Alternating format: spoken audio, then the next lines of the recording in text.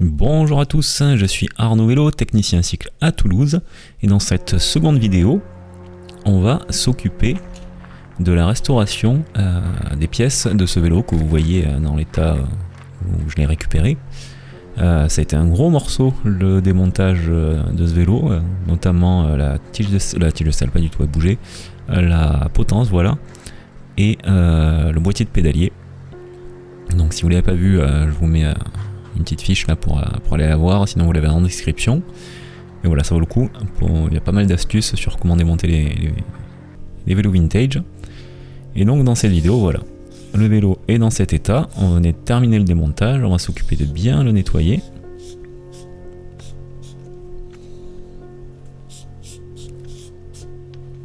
Alors la vidéo va être longue, mais là vous avez 1 heure de vidéo.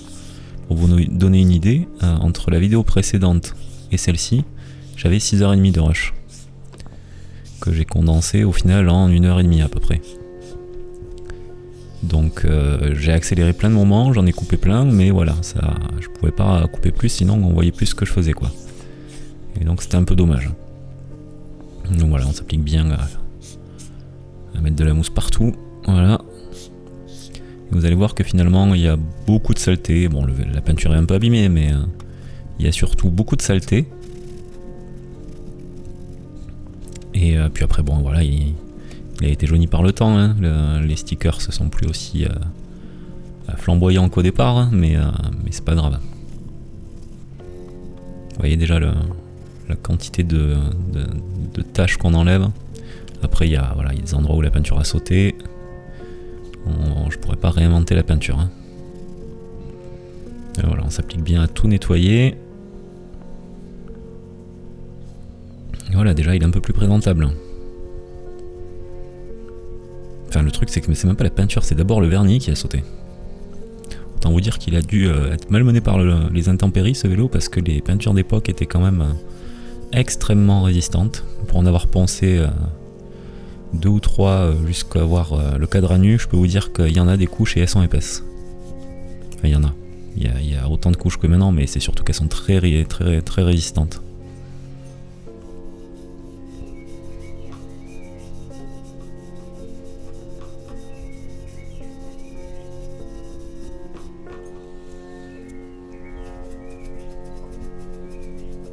Ouais, j'essaie d'enlever là il y a une espèce de trace, bon, je vais pas réussir à l'enlever totalement, mais c'est pas dramatique parce que de toute façon il y a le dérailleur avant, le pédalier, ça va être un peu masqué tout ça. Et voilà, il est quand même en bon état. On fait pareil pour la fourche.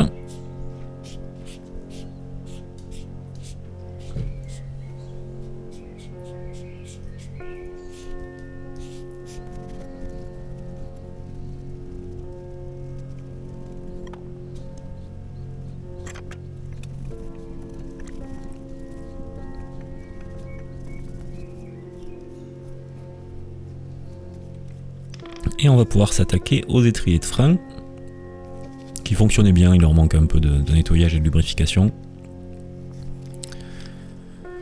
Donc rien de très sorcier, les patins on va les changer, je vais mettre des patins V-Brake, ça freine quand même mieux. Et puis j'en avais surtout. Donc si j'avais eu des vintage, j'aurais mis des vintage, mais je vous avoue que j'achète pas de vintage neuf.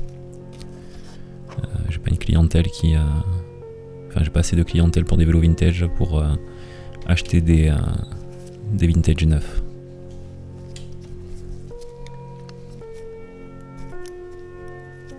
Alors, on perd pas les pièces, on va démonter tout ce qu'on peut sans démonter non plus l'étrier entièrement, même si on pourrait. Mais bon, là, quand il fonctionne bien, il n'y a pas besoin.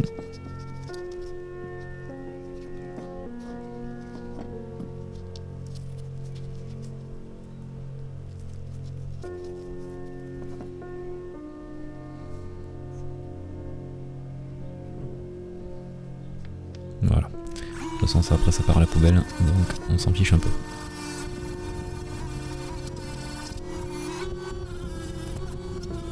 Ça, pour restaurer les pièces, c'est quand même un gain de temps énorme.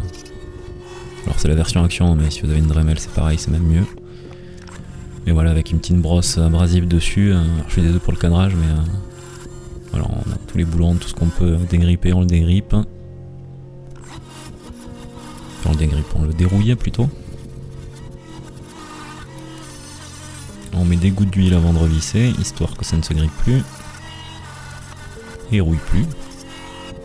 Voilà, le pivot ici, on le nettoie bien tout. On n'est pas sur un polymiroir, hein, mais voilà, juste...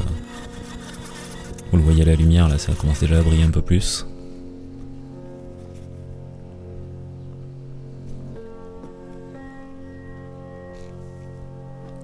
Voilà, ce que je vous disais, on remet un petit peu de lubrifiant sur tous les boulons. Alors vous inquiétez pas, ça va pas se desserrer. Déjà, ça tient déjà en place en boulon de toute façon, donc... là, je m'en chie un peu, je crois.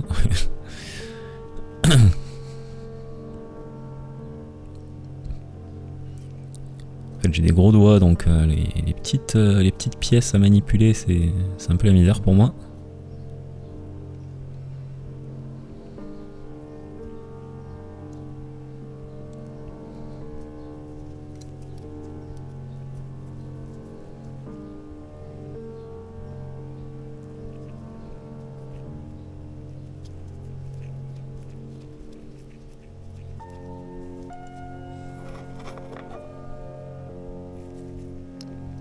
Voilà, vous voyez comme ça tourne bien. Évidemment, on resserre bien.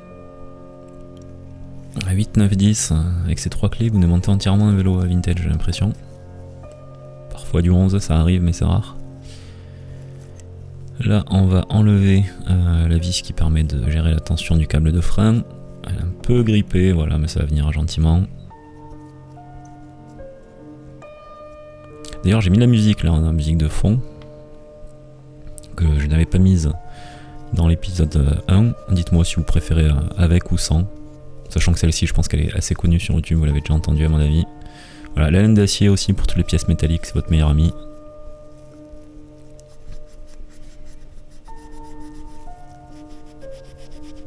Voilà, c'est une brosse abrasive mais qui fait des micro-marques. Donc elle est un peu plus abrasive que la laine d'acier, donc voilà, juste un petit coup. Ça fait pas de mal, ça fait un petit peu plus briller, c'est toujours plus sympa.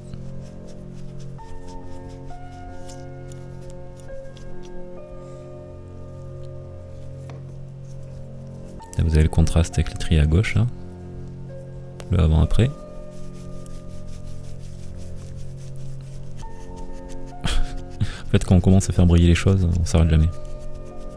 Là, c'est pas pour faire briller, c'est simplement pour que ça pivote bien.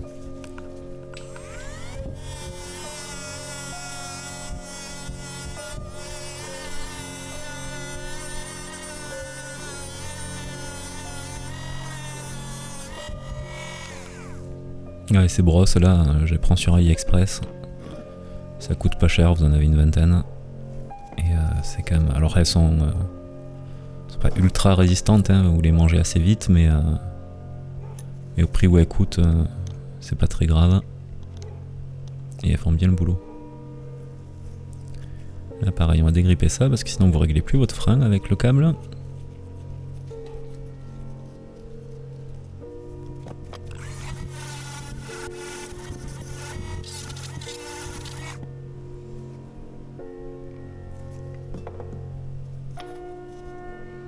Voilà, on va enlever les saletés sur la vis. Un petit coup de lube.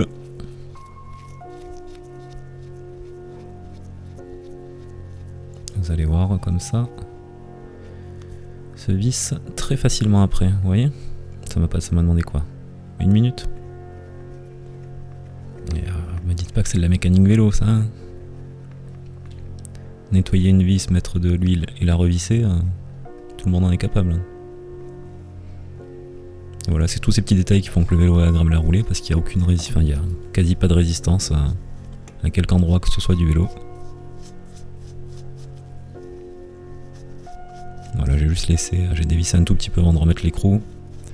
Comme ça on a un micro ajustement si besoin, s'il y a besoin de desserrer.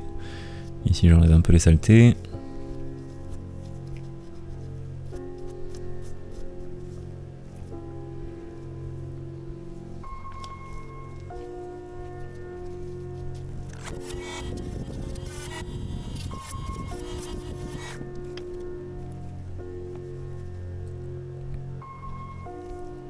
Et oui, le sens du détail. personne la verra cette vis, hein. Elle est derrière la fourche. Mais bon, je me dis à chaque fois que je restaure des vélos, je me dis je serai peut-être le seul à le faire.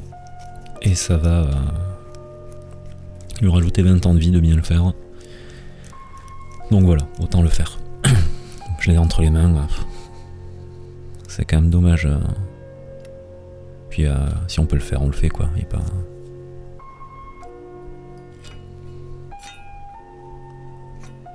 Voilà, vous voyez comme il est fluide. Et donc le avant-après.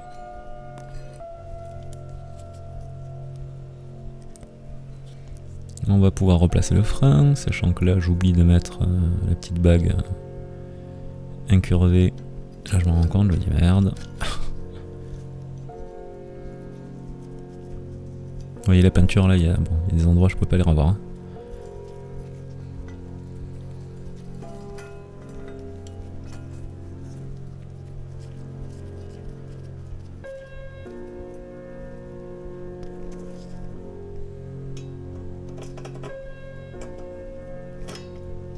Bah, c'est plus pratique, même sur les vélos modernes, de tenir l'écrou et de tourner l'étrier. Pour ça, faut avoir enlevé la roue par contre. Voilà, je vous ai passé la restauration du frein arrière, c'est la même chose.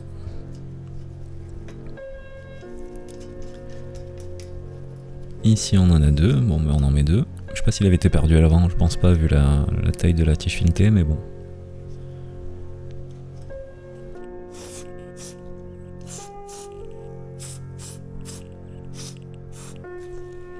On passe maintenant au dérailleur avant. Le dérailleur avant, il n'a subi aucun traitement pour l'instant. Je l'ai démonté, je l'ai posé.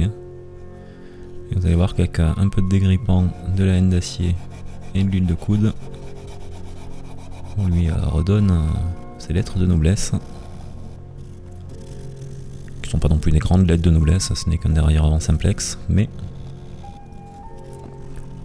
Vous voyez l'extérieur de la fourchette comme elle est déjà propre.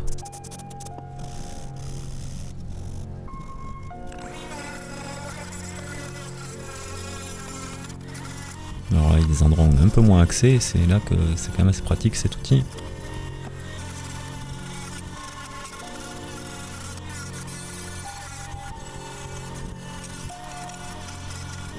J'aurais pu le passer au bac à ultrasons, comme je vais le faire pour le dérailleur arrière.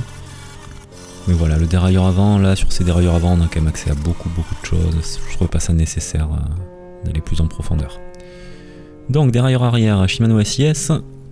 Les premiers dérailleurs indexés, et donc ils en ont déposé carrément la marque. SIS, ça veut dire Shimano Indexed System, et pas 515 comme j'entends parfois. Ça c'est déformation du 105. Donc voilà, vous avez toutes les pièces là, regardez derrière, un galet, un pivot, deux cache-poussières et une vis. Celui-ci c'est plus simple, vous débloquez la vis. Pour l'enlever c'est assez simple, c'est pour le remettre parce que la vis il faut ouvrir le dérailleur pour arriver à la passer. Et donc c'est assez tendu. Voilà, un galet, un cache-poussière, deux cache-poussières et la vis, vous voyez, elle veut pas sortir. Il faut, voilà, j'ai secoué, c'est passé, mais pour la mettre en secouant ça passera pas. On enlève toutes les vis, j'aurais pu enlever les vis de butée, mais franchement elles tournaient bien, j'avais pas besoin.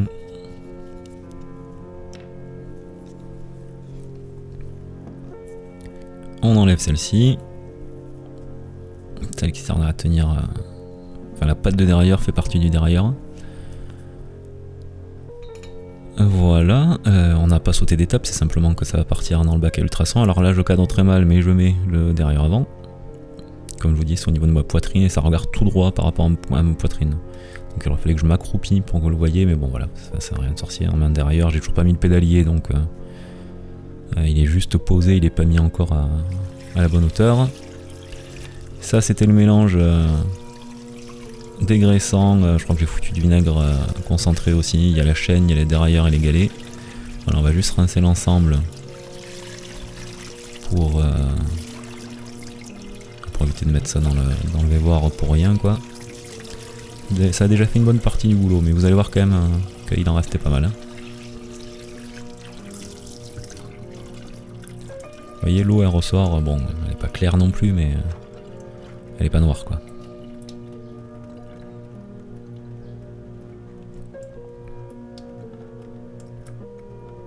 fais gaffe parce que j'ai des petites pièces et j'ai pas envie que ça parte dans l'évier. Donc voilà le bac à ultrasons dans lequel on va mettre la chaîne, on la met le plus plat possible que les bulles qui vont... Parce qu'en fait le bac à ultrasons crée des micro-vibrations qui font des toutes petites bulles et c'est ces bulles en éclatant qui vont décoller la saleté. Et donc plus votre chaîne est... Enfin plus votre pièce est accessible pour ces petites bulles, mieux ça va se nettoyer. Après je vous le dis de suite, on va pas faire des miracles sur cette chaîne, elle va être utilisable. Hein. Mais elle sera plus elle sera pas gris métallique comme quand elle était neuve. Elle est beaucoup trop rouillée, enfin rouillée. C'est de la surrouille de surface. Hein. Ces chaînes-là sont increvables. Hein. C'est une chaîne par personne pour une vie, voire plusieurs. Alors on met toutes les pièces qui pourraient pas tomber dans le bac à ultrasons, et par contre les autres on les fera à la main. Un peu de savon noir. D'ailleurs je remercie Vintage Bike Factory pour les astuces. C'était sa vidéo qui m'avait fait acheter ce Vévor. Ça coûte pas très cher le savon noir et c'est quand même très efficace niveau dégraissage. On met de l'eau, évidemment je cadre mes superbes tongs Puma avec mes chaussettes Adidas. Tout ça en short. Un peu de cristaux de soude, pareil ça coûte pas cher, c'est efficace. J'ai dû faire une coupe là, ou alors... Ah non, je la mets, voilà. Oui, non, la mousse qu'il y avait, c'était le savon noir. On met du jus, pour que ça s'allume.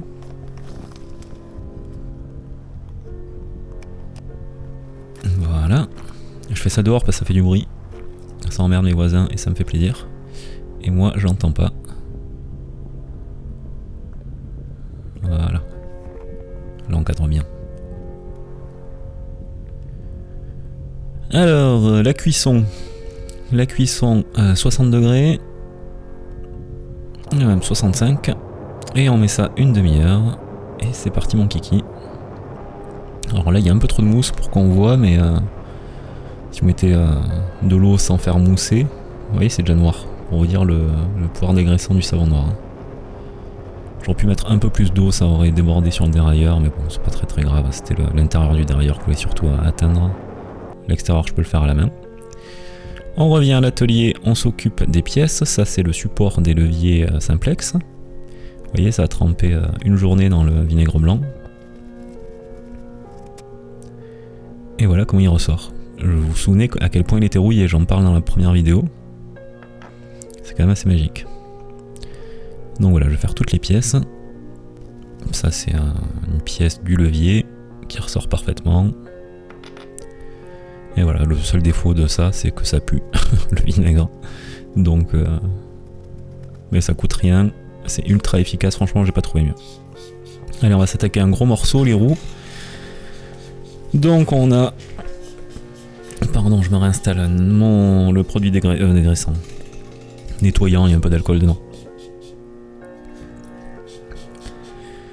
Voilà, une vieille éponge. Ce support, ne vous dites pas que c'est un support de centrage de roue. Il est, je comprends pas comment il peut être calibré pour pouvoir dévoiler une roue. Enfin, monter une roue, non, mais même dévoiler une roue, je comprends pas vraiment. Il est mal foutu. Mais par contre, c'est un très bon support pour nettoyer les roues. Je m'en fous, je le dégueulasse. Derrière, j'ai protégé le mur. Alors, on voit des traces. Et voilà, on va frotter toute la roue. Là, on fait les deux surfaces. Et j'ai un petit papier, une petite éponge à poncer en 180. Donc, c'est pas non plus très fin, mais c'est pas très gros non plus comme grain. Ça permet de bien nettoyer. Parce qu'il y avait des parties vraiment sales.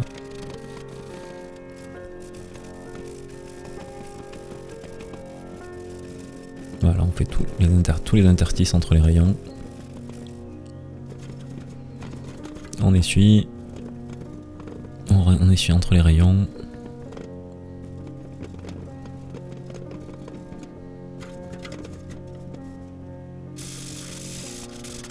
Maintenant, on ponce les rayons pour enlever toute la saleté et retrouver un gris métallisé.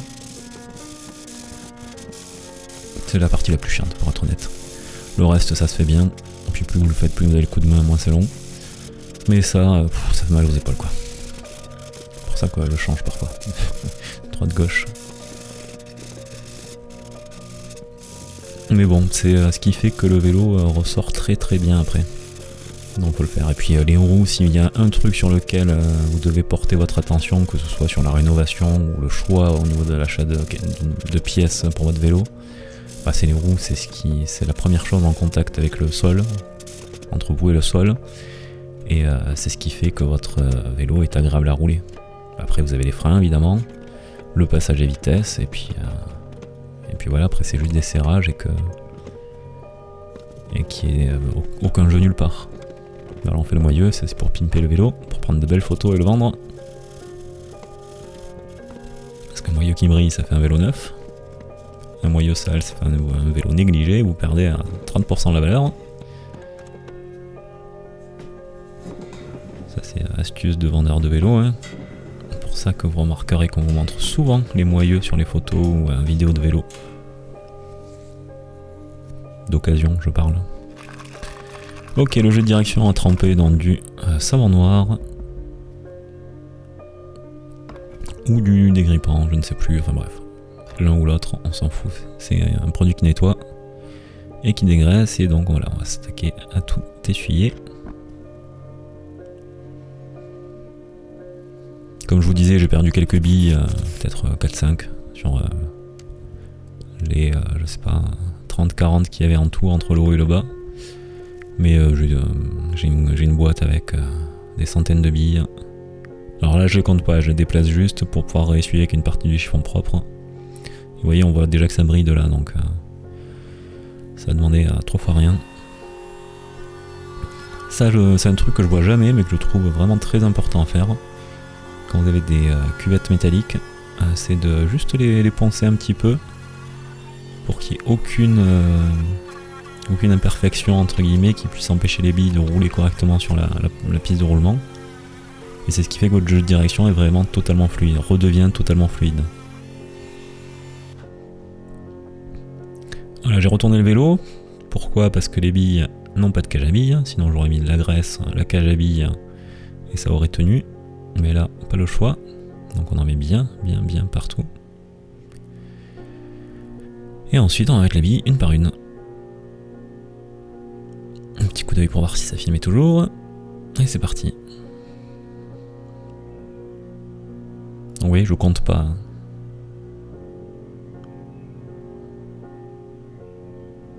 Je les ai toutes dans les mains. Et j'en mets autant qui rentrent.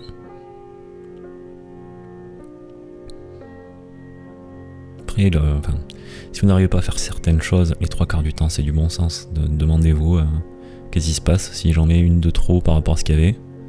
Bon, ben, vous allez serrer le jeu de direction, ça va frotter, vous en enlevez une. Vous retestez, ah ben là ça a l'air pas mal, et ben voilà. C'est vraiment pas compliqué, sincèrement. Là on fait bien gaffe de pas embarquer une bille quand on met la fourche. Voilà, j'ai toujours les billes dans la main gauche là, avec le cône de... Non, je les ai posés, pardon, j'ai rien dit. Là j'ai la fourche en appui sur le sol, pour ça qu'elle tient. Si vous avez des références de seringues à graisse, je suis preneur. J'ai pas trouvé encore vraiment ce que je voulais sans acheter Parktool, Unior, Var qui vont vous vendre ça 30-40 €. Mais enfin ça va, c'est un truc en plastique. Même dans les hôpitaux ça coûte pas ça une seringue. Donc voilà, si vous avez une référence, je suis preneur.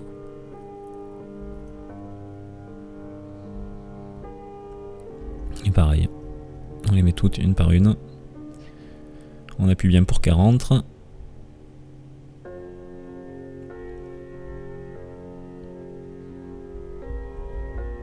Je pense que je coupe un petit bout, parce que bon, mettre des billes, vous avez compris.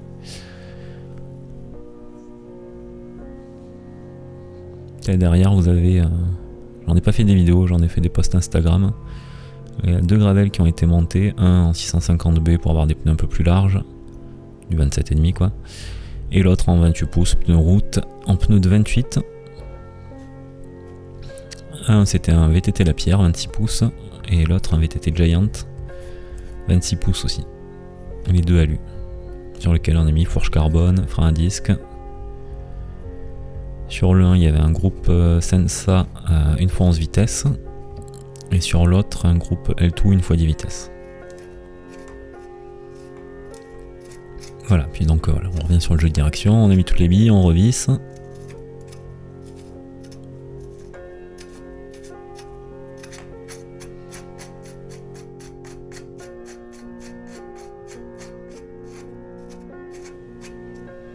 On serre pas trop, donc le petit ergot, vous voyez, il y a une bague percée de plein de petits trous. Voilà, qui empêche... j'ai perdu le mot de du premier truc que j'ai vissé là, je sais plus. Mais qui empêche cette pièce de se dévisser, enfin de tourner réellement, donc de se dévisser. Là je regarde, c'est fluide. On retourne, la cuisson est finie. Vous voyez la tête de l'eau.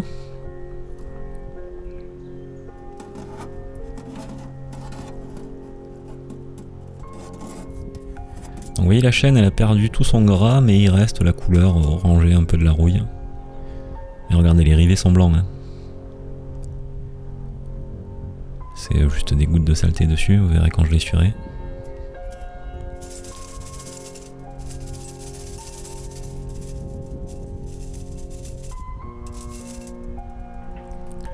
Et c'est parti, on essuie toutes les pièces, vous allez voir que ça demande beaucoup moins de travail que si j'avais tout nettoyé à la main, une pièce par une pièce. Et je suis en train de me dire que je crois pas que je vous les montre une par une après, mais bon, vous les verrez monter sur le vélo quand on montera le vélo.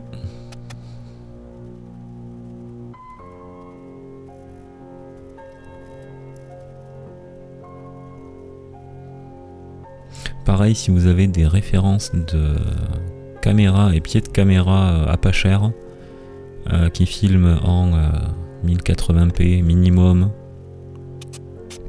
avec pas besoin de stabilisateur, juste quelque chose, juste une caméra qui fasse de belles images, sans faire non plus des images cinéma, mais de belles images, que je puisse poser mon pied de caméra et zoomer ou viser l'endroit que je veux montrer, et juste déplacer le pied régulièrement en fonction de ce que je fais. Vous voyez, la chaîne elle est quand même revenue à peu près correcte. Hein. Alors je vais essayer avec une brosse métallique là de péter un peu plus pas de points de rouille, mais de petites corrosions superficielles que je vois encore, mais bon voilà, on va pas non plus revenir à un truc parfait.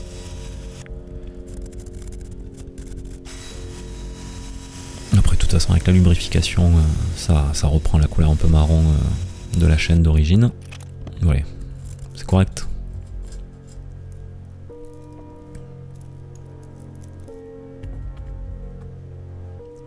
Voilà la bague avec les petits trous dont je vous parlais. Et maintenant on va pouvoir visser donc le contre-écrou. Pareil là ces jeux de direction sont bien parce qu'ils sont réparables à l'infini. Mais leur réglage est un peu capricieux quoi. Parce que là on serre le contre-écrou, la bague en dessous est censée bloquer celle encore en dessous et donc éviter que ça ne serre plus que ce qu'on avait fait. Mais dans les faits, on est souvent obligé de dévisser un tout petit peu après avoir vissé pour retrouver la liberté de mouvement. Donc là ce que je fais c'est que je dévisse un petit peu pour gagner de l'espace, remonter la bague qui bloque, celle qui est percée, et dévisser un tout petit peu, voilà, remettre la bague et revisser pour avoir un peu moins de compression. On serre ensuite en essayant de ne pas avoir de jeu gauche-droite. Oui. Ne pas avoir de jeu tout simplement, et on peut verrouiller avec le contre-écrou.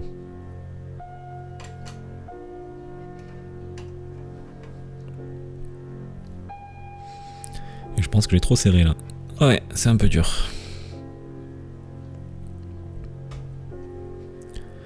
Je pense que je vais desserrer un peu, ouais, voilà.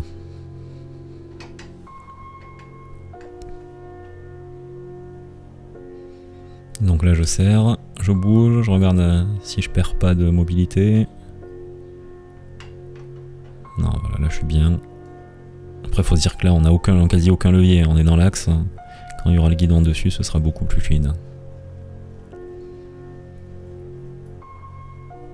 Là je me souviens, j'ai un micro point dur quand j'ai le guidon à 90 degrés.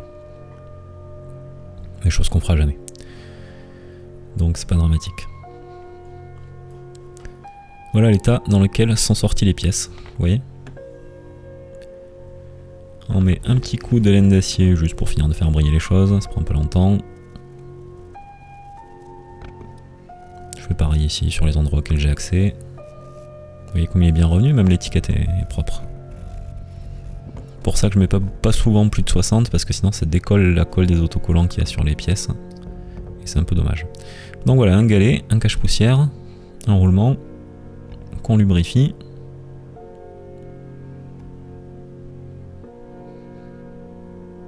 Voilà, un cache-poussière,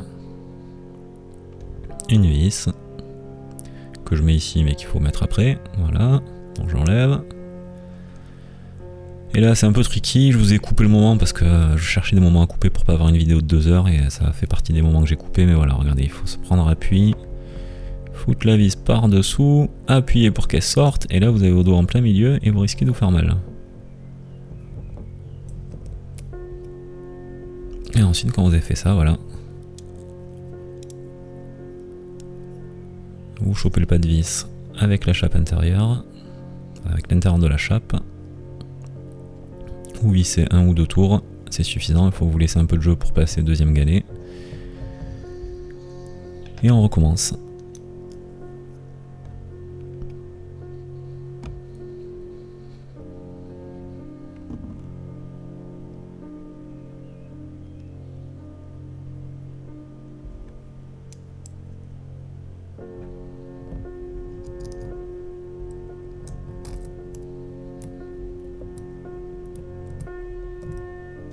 Et après là vous serrez bien. Pas non plus comme un sourd mais voilà, faut pas que ça bouge quoi. Et là vous voyez c'est un peu chiant parce qu'il n'y a aucun accès. Sur les dérailleurs, à partir des années fin 90, ils ont mis la vis de l'autre côté. C'est-à-dire que le pas de vis se trouve à l'endroit où je visse et la vis rentre de l'autre côté. Donc on y a accès par l'extérieur, ce qui est beaucoup plus pratique. Mais voilà, là on n'a pas le choix.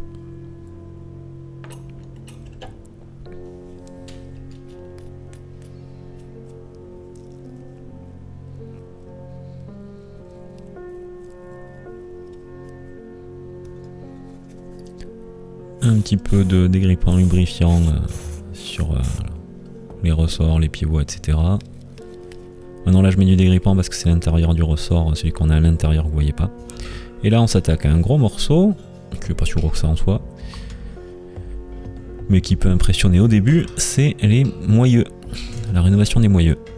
Donc vous avez deux, vous allez le voir après. Je démonte, vous allez voir après, ce sera beaucoup plus simple que de vous l'expliquer avec les pièces devant vous. Faut avoir une bonne clé plate, 14, 15, 16, ça dépend, des fois 13. Et une de 17 pour le contre-écrou, voilà, on dévisse.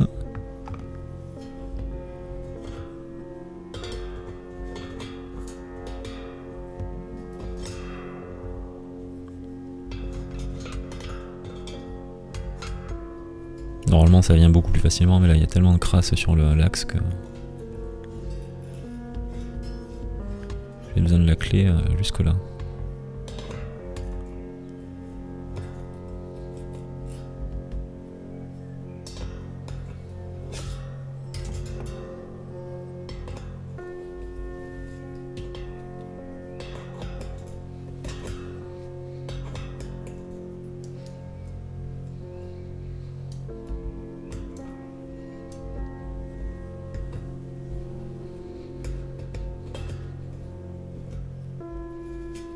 J'ai l'impression que ça doit venir à la main beaucoup plus tôt, mais je sais pas pourquoi j'ai pris autant de temps. Certainement que je sentais qu'il y avait besoin.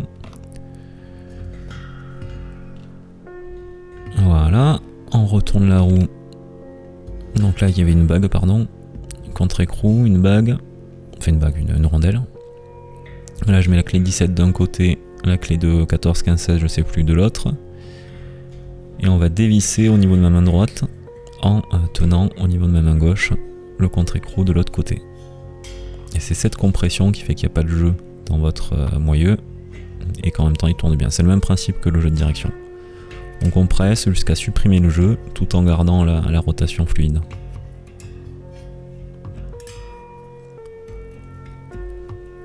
Et là, est-ce que ça passe à la main? Je pense que oui. Non. Si. Oh, ok, ouais, si, ça vient. Vous allez mieux le voir après, quand tout sera décomposé. Et voilà, c'est compliqué de cadrer avec si peu d'espace. Et en même temps, arriver à travailler correctement.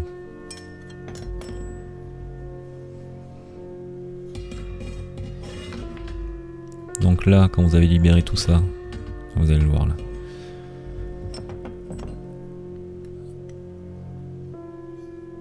En fait, vous avez une piste de roulement sur cette pièce, elle est conique.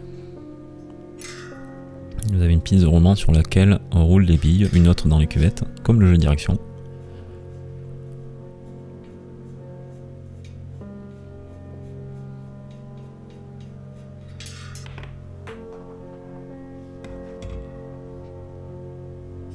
Voilà, avant d'enlever l'axe, on récupère les billes si on n'a pas un casse-barre à droite à gauche. Ça, si vous avez des moyeux à rénover, le petit aimant, stylo aimant là, c'est quand même génial. Voilà, j'ai récupéré toutes mes billes, non je crois qu'il en reste une. Je crois en voir une, ou alors c'est un reflet sur la graisse. Non, il en restait bien une.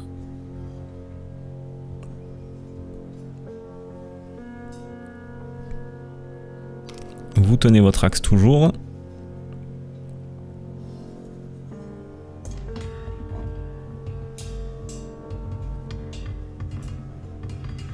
Vous récupérez les billes.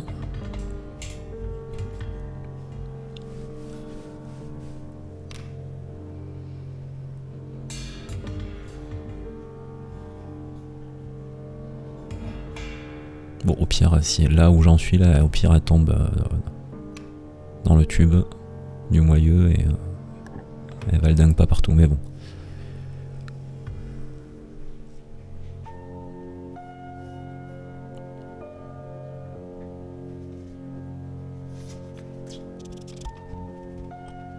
Donc voilà, on nettoie bien tout. Une petite brosse à dents, c'est très utile.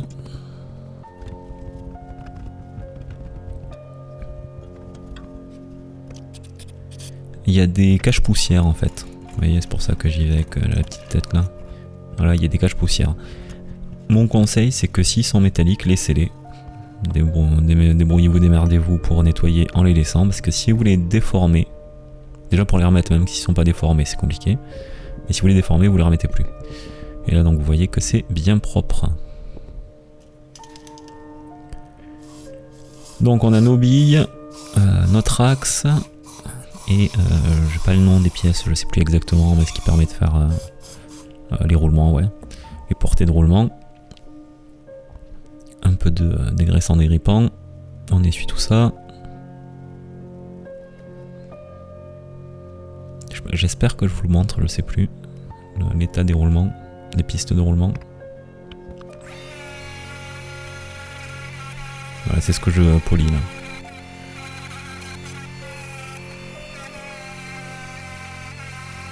Oui, et donc pour la roue arrière, j'en profite maintenant. Vous n'allez pas le voir en vidéo parce que c'était une galère, j'avais besoin de place et de me concentrer, enfin voilà. Je pouvais pas filmer. Voilà, c'est cette pièce dont je vous parlais. C'est la même chose qu'il y avait sur l'axe que j'ai poli avant. Et on va le visser dessus. Et donc ouais, la roue arrière, vu que écrou contre écrou avait fusionné avec l'axe, j'ai dû le remplacer. J'ai quelques roues d'occasion. Il se trouve qu'il y en avait une qui avait l'axe à la bonne taille, donc super. Petit coup de chance. Donc j'ai démonté comme vous venez de le voir là, j'ai récupéré l'axe et je l'ai mis à la place de celui de la roue arrière. Voilà, pareil les billes, vous l'avez vu sur le jeu de direction, c'est vraiment pas compliqué. On les met de côté et voilà, on a terminé le nettoyage, on va pouvoir passer au remontage et à l'ajustement.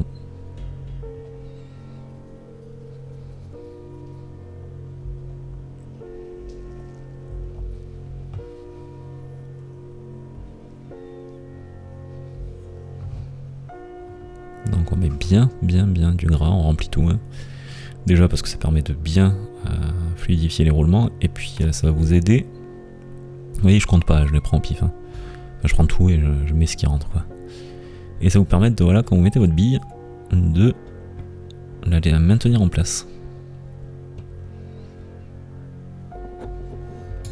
Voilà, généralement c'est 9, des fois c'est 10. Ça dépend de la taille de la bille en fait. Là vous remettez votre axe le plus droit possible. Voilà. Et à partir de maintenant, c'est quasiment terminé. Allez, je tiens l'axe pour pas que les billes puissent s'échapper. Et puis après, de toute façon, c'est posé, donc ça pourra plus s'échapper. Et on recommence. Du gras partout, des billes partout. Ce que je vais appeler la piste de roulement, là, que j'ai vissé, que vous voyez pas. Voilà. Et donc on va visser jusqu'à sentir une contrainte dans le roulement. Quand on en est là, on dévisse un tout petit peu. Ça va enlever la contrainte, ça va rouler correctement. Ça va tourner correctement, de manière fluide. Et puis en tirant droite-gauche sur l'axe, on voit si on a du jeu. Ouais, c'est ce que je fais là.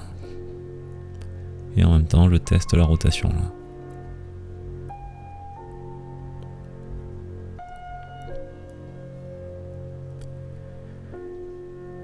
Quand on a fait ça, on peut remettre la bague. Je vous le dis là parce que vous le voyez pas. Ah, quoique je vais peut-être lever. Oui, j'y ai pensé. On remet la bague. On remet le contre-écrou.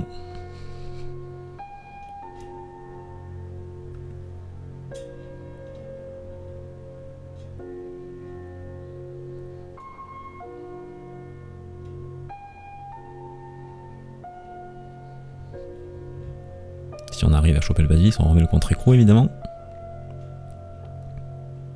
Et là je me dis, mais attends, mais t'es neuneux, tu tournes dans le bon sens. Oui, c'est juste que je ne devais pas être bien dans l'axe. Voilà.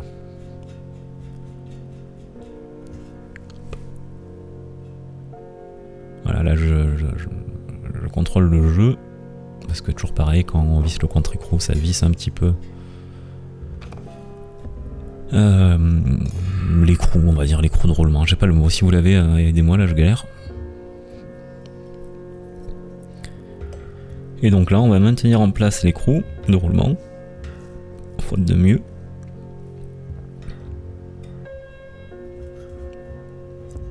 Pendant qu'on va serrer le contre-écrou. Ce qui fait qu'on verrouille la position, on verrouille la compression. Elle ne pourra pas être plus forte ou moins forte. Elle sera comme on l'a défini. Oui, là j'avais pensé à lever la caméra tout à l'heure, j'ai pas pensé à la redescendre. Et donc là, je vérifie le jeu, je vérifie la rotation. La rotation est bonne, mais il y a un peu de jeu. Donc, on reprend notre écrou de roulement. Et on va le resserrer.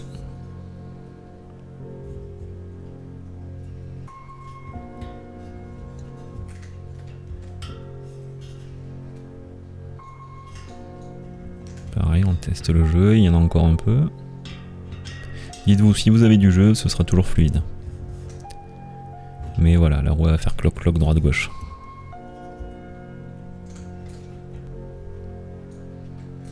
Voilà, très bien. Vous voyez, là on le voit mieux là. On passe au remontage de certaines pièces. Là, il n'y aura pas tout le remontage dans le sens où le câblage, la guido, vous m'avez vu le faire dans plein de vidéos. Donc ça, je voulais épargner. Je me suis concentré un peu sur ce qui faisait la spécificité des pièces vintage. Donc là, c'est le support pour le levier de frein. C'est un peu la misère à filmer en même temps de visser là. C'est dessous, c'est une petite vis, un petit écrou. Donc voilà. J'ai fait une petite coupe. Et on passe directement au serrage.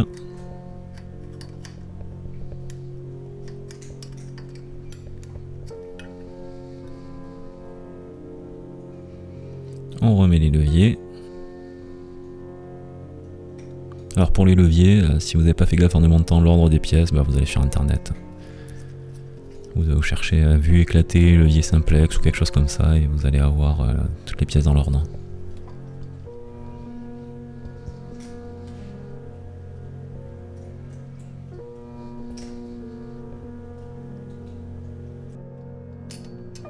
Là je regarde la résistance. Et de mémoire, je pense qu'il va falloir que je le resserre, mais ça vous le verrez pas parce que c'est au niveau du câblage que je n'ai pas filmé. Là, je le vois, c'est beaucoup trop léger. Allez, on passe au boîtier de pédalier. Pareil, c'est un boîtier de pédalier que j'avais d'occasion. Parce que ça m'arrive de récupérer des vélos vintage quand la peinture est en très bon état. Je les remonte pas en totalement d'origine. Je parle des vélos de course milieu de gamme, bas de gamme, comme celui-ci d'ailleurs. Et je leur mets un cintre hollandais type hirondelle, un pédalier monoplateau, voire double, ça dépend. Mais monoplateau souvent parce que derrière je mets une roue libre 7 ou 8 vitesses avec un plateau de 36-38 à l'avant, et ça vous fait un vélo de ville confortable, réactif, joli et avec assez de vitesse pour faire un peu tout ce que vous avez à faire avec votre vélo utilitaire. Et puis voilà, ça coûte le même prix et je trouve ça plus cohérent en termes d'utilisation. Donc voilà, on a mis la cuvette, je vais y arriver, et donc voilà, les vélos où je change les boîtiers de pédalier, donc je dois retarauder, ça je vous montrerai un jour. J'ai les pédaliers, les boîtiers de pédalier qui me restent sur les bras, donc là c'était l'occasion d'en passer. Et là je suis en train de me dire c'est droite-gauche, non c'est bon, c'est comme ça, pour savoir si c'est côté transmission ou côté non-transmission. On remet les roulements, on prend les crocs de serrage.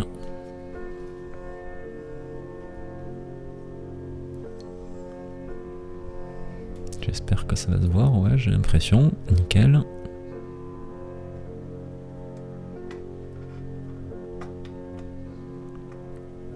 Ou pas. Ah, je me rends compte là, c'est bon, nickel. Et donc là, on dévisse pour sentir le petit clic qui fait qu'on rentre dans le filetage. Et après, on peut visser gaiement.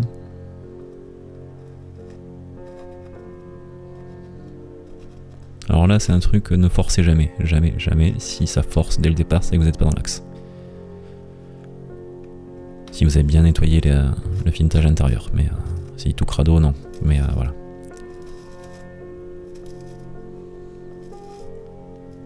Après, comme c'est pas le boîtier de pédalier d'origine, j'avais un petit doute, on va dire. Là, ça se voit pas, mais j'ai une clé à molette qui me permet de serrer la cuvette mobile. On a mis la cuvette fixe côté transmission, cuvette mobile côté non-transmission. Je sais pas si c'est comme ça qu'on dit en français, je fais une traduction de l'anglais là. Non-drive train. Je crois que c'est ça. Voilà, pareil que le jeu de direction et pareil que les moyeux. On serre jusqu'à ce que le jeu disparaisse droite-gauche, que les roulements soient bien maintenus, mais qu'ils ne soient pas non plus trop compressés et que ça freine la rotation. Et voilà, c'est toujours un peu délicat parce qu'on a très peu de surface d'accroche pour mettre les outils. Et là je fais ça avec une clé à molette, c'est pas l'idéal, il y a un outil spécial pour ça, mais qui coûte pareil 50, 60 euros, 40 je sais plus, et juste pour faire ça, j'ai pas fait de frais là-dedans. Après si vous voulez me l'offrir, je prends. Voilà. Alors c'est sûr que si j'avais des vélos comme ça tous les jours, j'aurais investi, je gagnerais du temps. Mais là pour un vélo tous les 3 mois comme ça, j'ai pas besoin. Hop.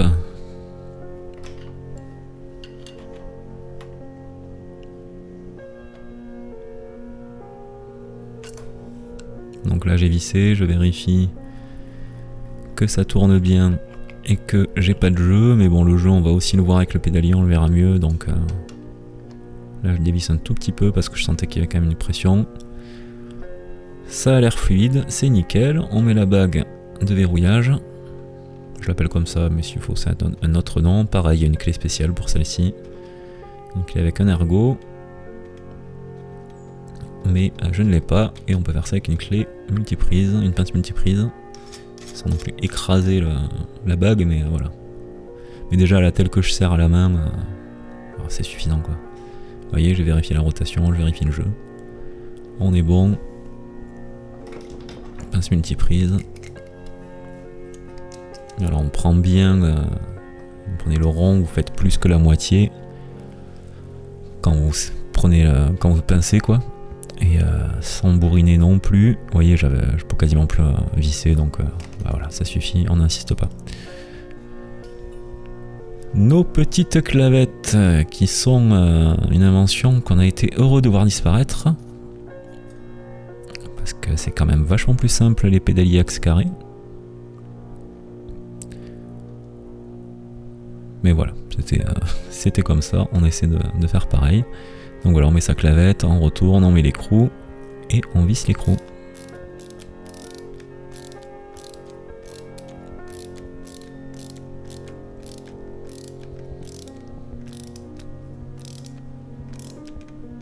Et voilà, par contre, ça c'est un des rares points sur les vélos vintage qui n'est pas ou très peu réparable, c'est les pédaliers à clavette.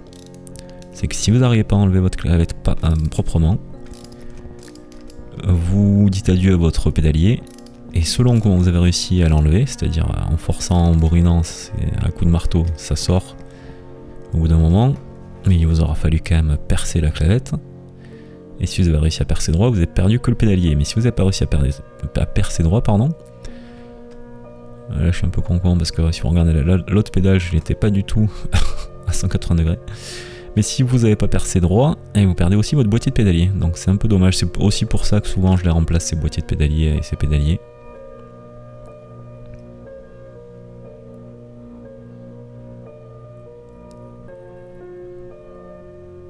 Et voilà, on revisse, on resserre.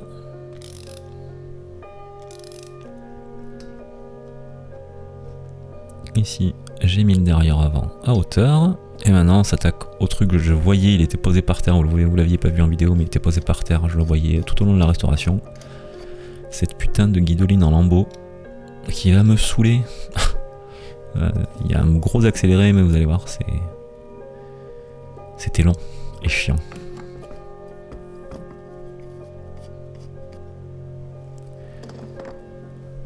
Ah oui, non, j'enlève la potence. Non, j'enlève pas la potence, je peux pas l'enlever. Il y a de la guido partout. Et voilà, c'est parti. Attention. On va laisser enlever quelques morceaux, mais je me rends vite compte que ça va être la zermie. T'as vu? Du coup, au niveau cutter.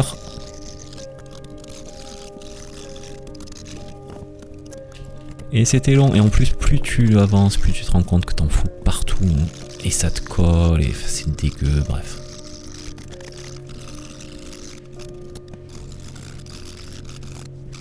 Je sais pas pourquoi, peut-être parce que c'est une question d'habitude et de code dans le vélo route. Et vous savez, vous avez un peu comme les poignées de VTT quoi. Vous avez des poignées mais ultra longues quoi, qui se glissent quoi, comme pour les guidons papillons. Je sais pas pourquoi ils prennent pas ce principe pour tous les types de guidolines en fait. Comme ça on pourrait les réutiliser à l'infini, tant qu'elles sont pas mortes. On peut les coller, décoller. Bref, j'ai réussi à sortir, j'ai fait un coup de propre. On va pouvoir enlever la potence pour la nettoyer et la polir. C'était bien grippé. Bon, après l'avantage c'est que le guidon, bon je vais le nettoyer pour enlever un peu la colle et tout, mais j'aurai juste à faire briller la partie qui va être visible où il n'y aura pas de guidoline. Donc une très petite partie.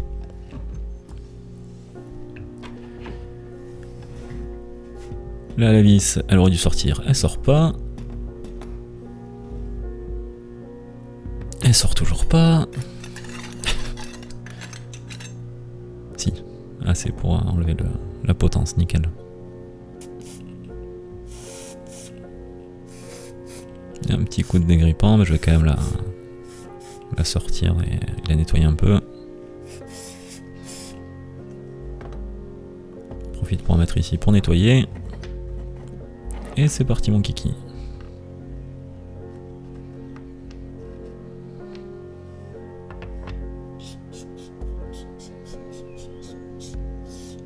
Ah oui non, je nettoie d'abord le guidon, ok. Oui, je dois laisser agir le dégrippant. Il rend pratique, je l'avais acheté sur Cycle Tires je crois, ce dégrippant. C'est une marque anglaise, je sais plus exactement, mais il est vraiment efficace. Donc voilà, un dégrippant pour enlever toute la rouille qui était présente. Hein. Je vous renvoie au retrait de la potence dans la première vidéo. Un peu de force pour la vis, elle est sortie. Encore un peu de force et elle sort complètement.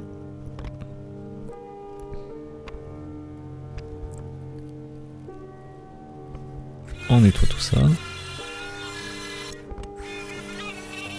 après on va passer au polissage de la potence.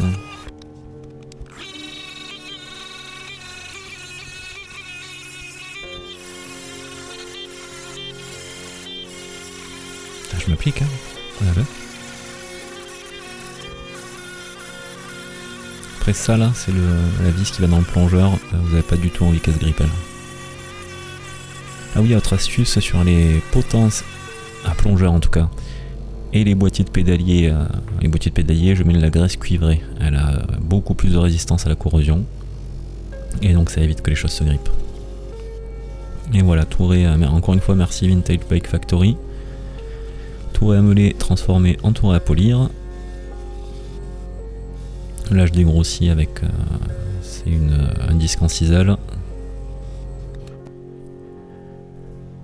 J'ai dégrossi la pièce, alors le noir que vous voyez c'est juste de la matière qui s'est décollée, mais qui est restée collée entre guillemets avec la pâte à polir. Vous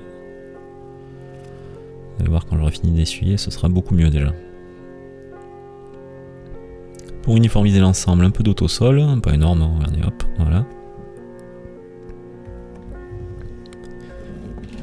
De la laine d'acier neuve. Et c'est parti. On étale un peu partout et puis on y va.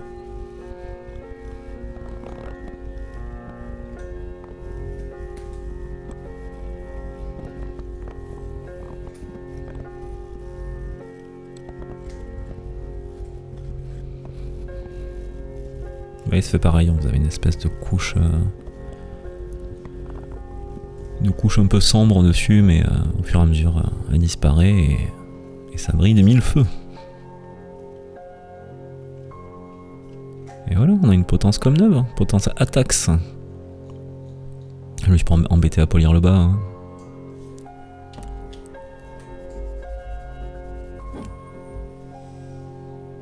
Pas mal, hein. Le cintre, bon, on va juste passer un peu de laine d'acier parce que c'est quand même efficace pour.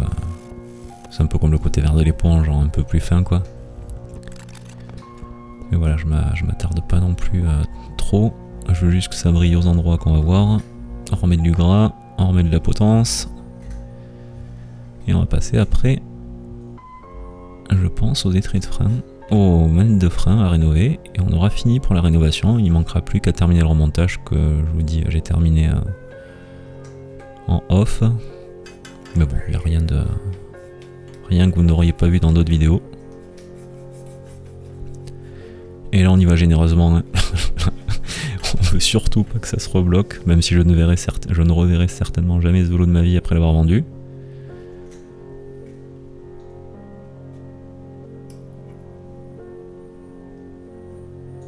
J'avais un peu trop serré là, le plongeur là.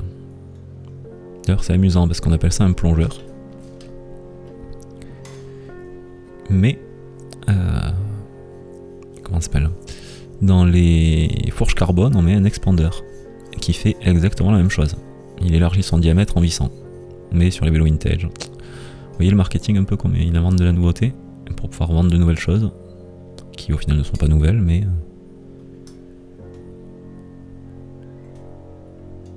le marketing a besoin de nouveautés pour exister. Sauf qu'au bout d'un moment, le vélo, ça reste du vélo. On a fait le tour. Hein. On va pas réinventer la roue. Hein. Allez, après ça, on termine avec les manettes de frein. Donc il y en a une que je vais faire vraiment... Ah oui, on va voir je crois les nids d'abeilles dedans. Là. Attends, vous voyez, il est tombé là. Vous voyez ? C'est pas de la terre, hein, c'est du nid d'abeilles.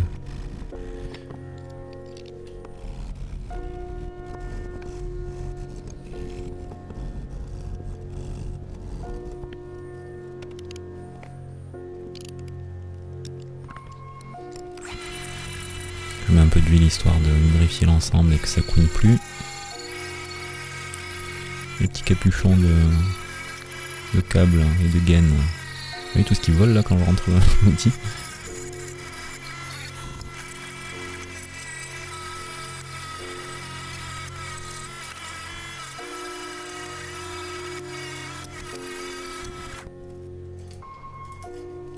Et on remonte tout ça. Alors, ça va vous paraître un peu bas, mais vous verrez qu'au final non, ça ne l'était pas.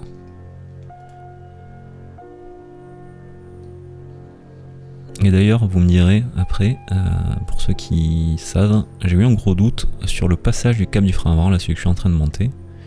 Est-ce qu'il fallait qu'il passe à droite ou à gauche de la potence? Je l'ai fait passer à droite de la potence, me disant que ça gênait moins la conduite. Mais après là au montage, en revoyant les images, j'ai eu un doute.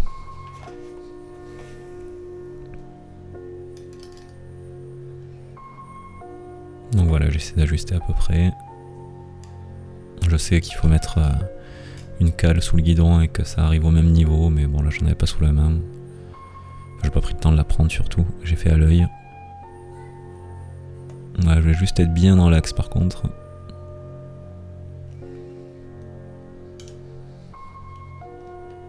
Et c'est pas très pratique ça par contre, que ce soit une vis...